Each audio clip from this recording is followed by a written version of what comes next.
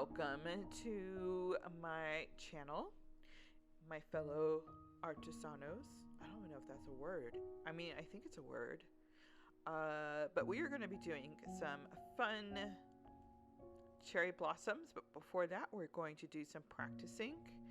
And I am going to be using, I'm just going to be kind of showing you this brush. I don't think it's necessary to have. It's a fancy schmancy brush. It's not necessary. It's a Princeton 1/2 inch brush. And like I said, I just don't think it's a necessary brush to have. It is called the Oval Wash. It is kind of, the bristles are shaped like petals. But I just want to show you where you can make this. If you want to get it, you like pink flowers, if you paint enough and you like this, then by all means. You could do other things with it, but it's definitely fun to try with flower petals. So all I did was literally press down and lift. And it just creates this kind of petal, and I just had a little touch of pink on there. But it kind of just makes a petal. All you do is press and lift. Isn't that crazy? And I'm just gonna kind of do a couple more of these just so you can see. There's no rhyme or reason to this. I'm not actually making shapes, or I'm not trying to make a flower or anything. I just want to really show you what it can do. If you had green, then it would look like leaves. You have pink, it looks like flower petals. It's fun to do though. You can get carried away with it for sure. You just keep going. But it's just press and lift. Press and lift. So it's just a fun brush. It's expensive. It's not a cheap one. You can get it on Amazon, I'm pretty sure. It's a Princeton brush, but it's not necessary. This is my mop brush. It is the Dugato, and you can actually buy, so this is a size 0 Dugato. They have a set on Amazon where you can get, I think, 3 of them. In a size 0, size 4, and I don't remember what the third one is. But honestly, if you're just getting started and you want a decent brush set, you can get those 3 and pretty much do at least everything I show on my tutorials with those brushes. And there's just such a versatile brush. Versatile? Versatile? Yeah. Versatile brush. And so I'm using, this isn't the Hydra, so this is a concentrated watercolor. Concentrated, not light fast. What does that mean? It means it will fade over time. So if you're just doing something for yourself for fun, or you're going to take a picture of it and use it more as a graphic, then you can use it, but these will fade over time. It is not light fast. The Hydrus line by Dr. P.H. Martin is light fast. This is the concentrated line by Dr. P.H. Martin, and it is not light fast, but it has this really cool pink. So I just wanted to show you guys. So I'm doing the same thing basically with this brush as I did with the Oval Mop Brush by Princeton. And just want to show you that you can kind of duplicate the same concept, but you can actually do a little bit more. So I'm doing a couple of different leaves, petals.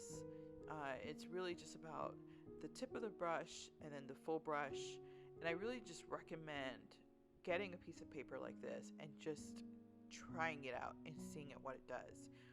And that's the best way to learn what to do. So what I did there was just a line, and then I kind of do the leaf to the side, because not all leaves go straight out from the branch. Sometimes they fold over. So it's just a cool way of just look at some leaves, see how they bend, and then try duplicating it. And really, you'll be surprised about how much that can help you with doing florals and leaves, because it really does just take it to this next level. So now I'm doing a straight line and doing kind of like a fern effect here, and I just do the straight line, kind of like you just remember straight lines, use your whole arm, like from your elbow to your fingertips, not just your fingers. Pretend there's a ruler taped to your wrist and keep it straight to do a straight line. And I just dabbed the brush and then made it smaller as I went along the line. I'm going to do the same thing here. I'm just going to do it on one side. It's not it's not realistic, but it does create a really cool effect. So just wanted to show you guys a couple of different tricks with brushes. It's really press and release, and that's it. And that's all you have to do. And some little grass type of things, same thing, using the very tip of the brush. And then just add a couple of dots to the end to make it look like flowers. So if you're doing like a landscape scene, you can easily just do something like that. And these are all just different ways of creating some florals.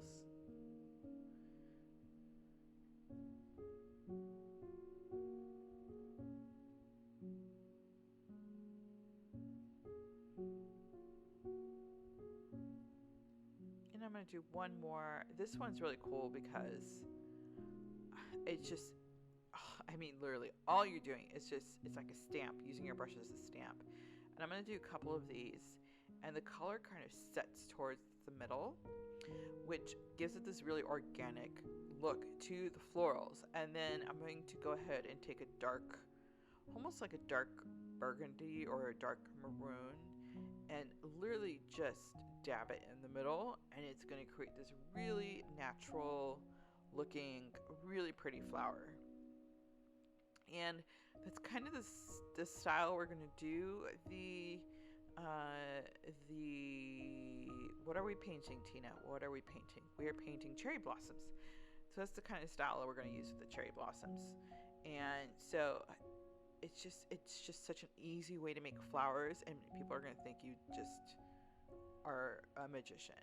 So just add, literally, just dab, make sure it's wet still, the darker color in the middle. It will spread on its own, and then after it just dries just a little bit, it's still, you want it a little bit wet. I'm going to take the very tip of the brush and just pull some of that color through, and it's going to look like the little, what is it called? The filaments in the middle. So it's just going to kind of make it look like those little, I think that's what they're called, as filaments. Forgive me, I am not a florist or an arborist or any of those things, or a botanist or anything that would be able to answer that question. So it's just going to be a really cool effect. So now we're going to actually make our cherry blossoms. So we're going to basically start with what we did previously, and I'm doing red and white, literally just red and white watercolors, and then I'm going to add just a touch of orange to it. And what that's going to do is going to take it from a pastel pink and make it more of a dusty rose pink. So it's not as of a poppy bubblegum pink. It's going to make it a little bit more organic, natural looking. So just red, white, and a touch of orange. You can keep mixing it until you get colors. I mean, what's really cool is you can actually make some of them darker, some of them lighter, add a little bit more orange, add a little bit more pink, to really create kind of multicolored cherry blossoms. And I'm just taking my brush and I'm going to just press it down. And that's it. And that's literally how you make these petals. Your brush is pretty much in the shape of a petal, so you just use it. And that's the idea. The base of the brush is going to be the end of the petal, and the tip of the brush is going to be the base of the petal. So it's kind of in reverse. And you just kind of make a little star shape with your brush, and then you kind of almost want to do like a little heart over there, because that heart gives that petal that natural. Petals do have a little bit of a heart shape to them. Isn't that cute? They have a little bit of a heart shape. And then I'm going to do a little bit of some of the smaller ones, because not all blossoms are at the same stage of growth. So some are going to be in the just starting to bloom, some are going to be even in like the little ball stage.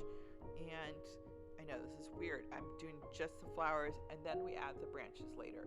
And the reason being is because you want, and I think this is in reverse what most people do, not watercolors, but when people are starting, they tend to just draw the branches first and then they add the flowers, and then you kind of have this bouquet look to it. But if you do it in reverse, you get more of a natural look to it. And so we start with the petals first and then we connect it, like connect the dots.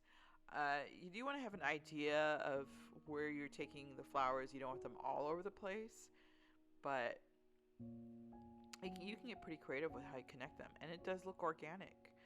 So I'm adding a little bit of a darker pink to the middle here, because it does create that three-dimensional look with the flowers, and flowers are darker in the middle because that's where the depth is. The depth is going to be darker, and then I'm pulling it out just a little bit in a couple of them, not all of them, just to spread it out just a bit.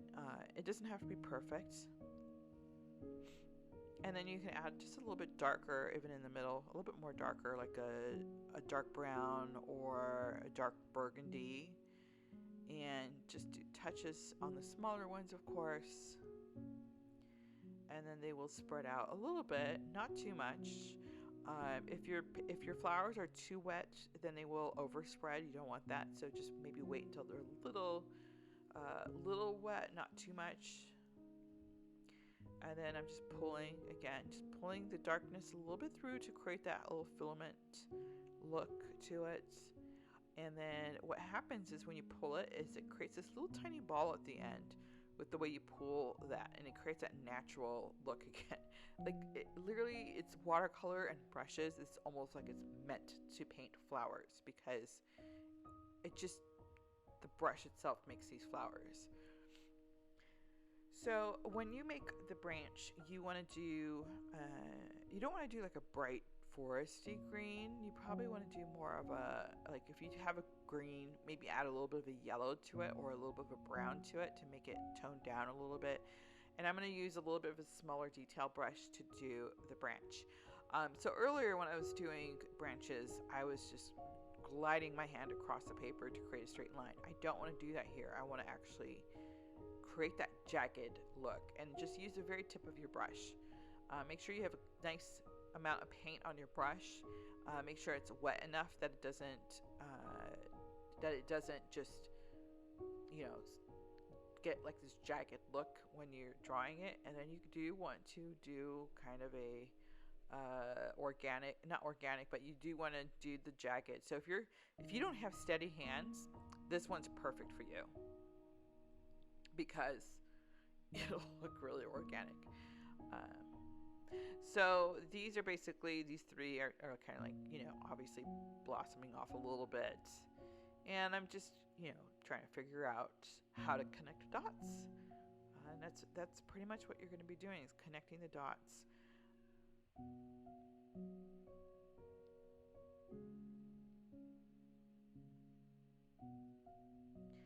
And I don't know, have you guys, it's weird, like they have cherry blossoms as a Japanese thing, right? Like it's a big deal over there. I think they even have like a cherry blossom festival. But don't we just have cherry blossoms in Washington, D.C. as well? Like it's kind of weird. Like it's Japan, Washington, D.C. It's in both places. I'm assuming that the ones in Washington, D.C. are not native.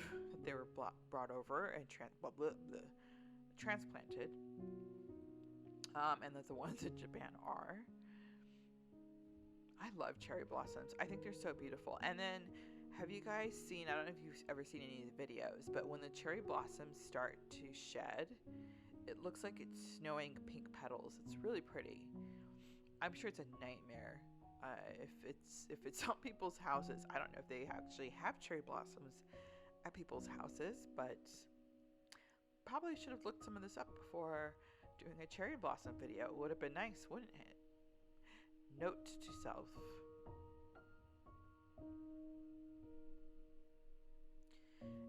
so I'm just creating these stems. And I'm like, I don't know what I'm doing. Does this go here? Should I put the stem here? So if you're trying to figure it out, so am I. It's all part of the process. How are you guys doing? Are you doing well? What is the weather like there? Is it hot? It is so hot here. But we are enjoying the pool, and we do enjoy the pool at night, which is nice because it's still hot at night. So it actually sometimes during the day it's too hot even to swim. Like that's how hot it gets here. But at night it'll still be in the 80s and 90s. Isn't that gross? It's still in the 80s and 90s here, which is actually beautiful to swim in, because even though it's in the 80s and 90s, it doesn't feel that hot because one, there's no sun. Our sun is what makes our heat brutal. It's just, I don't know what it is. It feels like our sun is 5 feet above your head. It's just such a brutal heat. I don't think there's any ozone here. And so that's part of why it's hot here. But it's not humid in Arizona, so except during monsoon. So the lack of humidity, the really dryness of it, makes it feel less hot than it is. And then at night, with no sun, even though it's in the 80s and 90s, it's really not that bad. Now, it's absolutely perfect for the pool at night. It's just perfect. The stars, and we're kind of really on the outskirts, so we don't really have too much light pollution. It's just beautiful. So we make the most of it. Like, I think if I lived in snow country, I would definitely need to have a snowmobile or something, just so I'm not always stuck at home. I'm not a homebody. I really like the way this branch turned out. If you want to look at pictures of cherry blossoms, that might help too.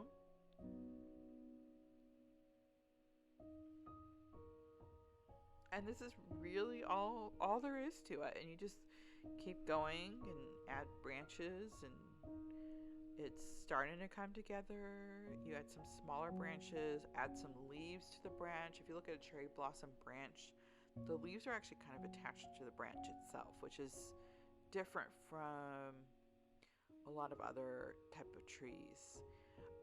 That's another thing to do, is to just look at different flowers, different trees. I'm going to actually do a tree tutorial here pretty soon to show different types of trees.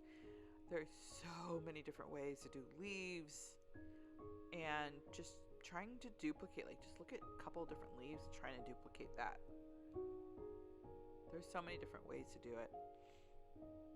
And then when you're done here, take a step back, take a look at it, try to see if there's any flowers missing anywhere, if you want to add some more leaves anywhere. Make some parts of the branches maybe brown, because it's, you know, if you look at branches, they're not just a solid one color of green. They're going to have different, some parts are going to be brown, some parts are going to be darker green, some parts are going to be light green, some parts will have yellow, and you can add that to it.